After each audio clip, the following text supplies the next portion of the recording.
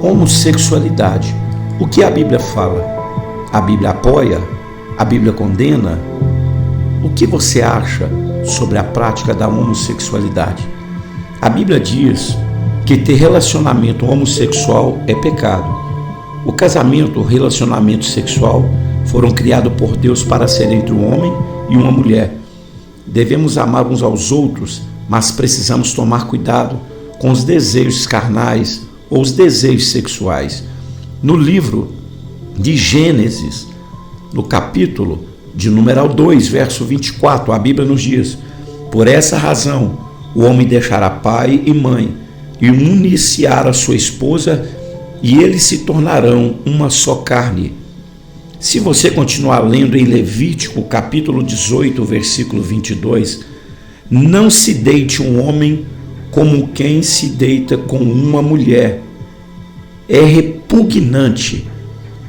Se você for olhar para a Bíblia, você vai ver em Gênesis 18, 26, a história bíblica nos narra sobre duas cidades chamadas Sodoma e Gomorra. Deus vê aquela cidade.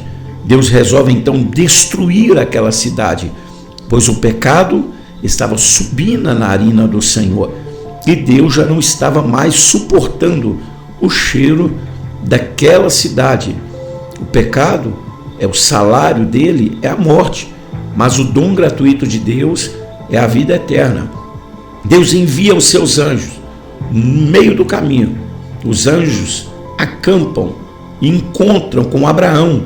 Abraão tenta justificar a misericórdia para com aquela cidade, mas Deus estava determinado a limpar aquele lugar, deixando apenas escapar Ló e sua família. Se você for estudar a Bíblia, você vai ver que a ordem de Deus era destruição. Quando os anjos entram na casa de Ló, a Bíblia vai dizendo que aqueles homens que ali estavam vê aqueles anjos entrando. Então eles começam a dizer, batendo na porta: Ló, coloque para fora esses homens formosos, porque queremos coabitar com ele ou ter relações com eles. Ló lhes propõe entregar as suas filhas para que não viessem aqueles homens a tocar naqueles anjos. Mas aqueles homens estavam contaminados pelo desejo carnal e pelo pecado. E a Bíblia vai dizendo que aqueles anjos mandam Ló arredar, e quando abrem a porta, os anjos cegam aqueles homens, dando a chance de Ló e sua família escapar. A ordem era: vai e não olhe para trás. Deus, ele tem poder de libertar o homossexual. Deus tem poder de libertar as lésbicas. Deus tem poder de libertar o ser humano. Mas a ordem é: vai e não olhe para trás. No livro de 1 Coríntios, capítulo 6, versículo 11, não sabem que os perversos não herdarão o reino de Deus? Não se deixe enganar.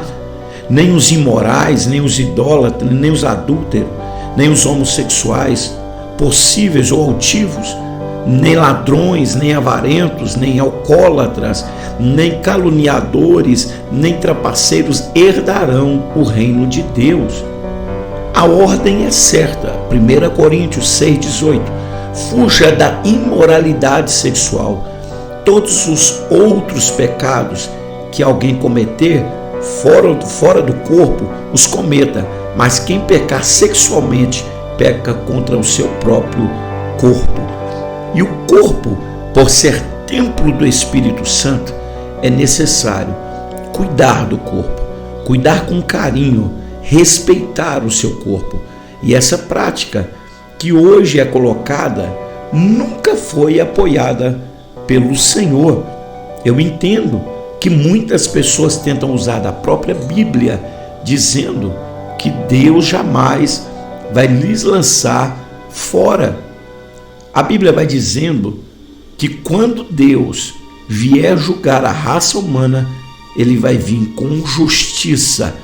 Juízes capítulo 19, versículo 22 e 23 diz assim: Quando estavam entretidos, alguns vadios da cidade cercaram a casa, esmurrando a porta e gritando para o homem idoso, dono da casa: traga para fora o homem que entrou na sua casa, para que tenhamos relações com ele. A ordem de Deus era: destrua, porque o pecado tomou conta dessa cidade. Em 1ª Epístola de João, capítulo 1, versículo 9, nos diz que quando nós nos arrependemos, Deus é fiel para nos perdoar.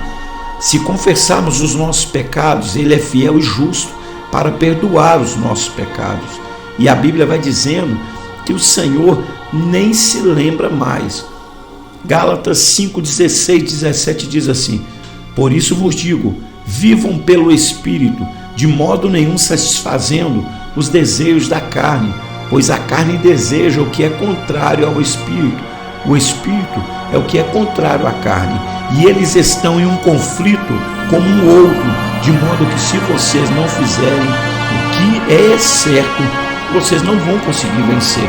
A todo momento a carne milita contra o Espírito, tentando nos tirar da presença do Senhor. Mas Gálatas 5, 24, 25 diz assim: os que pertencem a Cristo Jesus crucifiquem a carne com as suas paixões e os seus desejos. Se vivermos pelo Espírito, andaremos também pelo Espírito. Deus, Ele liberta, mas nós temos que todo dia mortificar a nossa carne. Martinho Lutero, certo dia, ele chega e ele dá uma explicação ao homem. Ele diz assim: todos os dias eu cometo um assassinato. Aquele homem olha para Martinho Lutero e diz: o que, Martinho? Todo dia você comete um assassinato? Ele diz assim: sim, todos os dias eu tenho que afogar o meu velho homem, porque eu descobri que ele sabia nadar e ele quer todo dia voltar para me escravizar novamente. Romanos 12, 1 e 2 diz assim: portanto, irmãos, rogo pela misericórdia de Deus que ofereçam em sacrifício vivo, santo e agradável a Deus. Este sacrifício vivo está dizendo sobre nova vida, sobre nova estrutura espiritual, sobre nova caminhada na presença de Deus. Romanos 15, 5 e 6 diz: o Deus que conceda perseverança e ânimo dê a vocês um espírito de unanimidade, segundo Cristo Jesus, para que com um só coração e uma só voz vocês glorifiquem a Deus Pai de nosso Senhor Jesus Cristo. Nunca queira voltar atrás nas práticas que outrora você tinha, práticas demoníacas, diabólicas, pois existe um Deus que te chamou para poder reinar com Ele na glória. E se você, aleluia, tem necessidade desse Deus na sua vida, nunca deixe de clamar a Ele. Todos os dias nós iremos colocar ensinamentos bíblicos sobre vários temas polêmicos que muitas das vezes é duvidado no coração das pessoas ou tem dúvida. Você pode estar nos acompanhando a cada dia. Que o Senhor Jesus vos abençoe.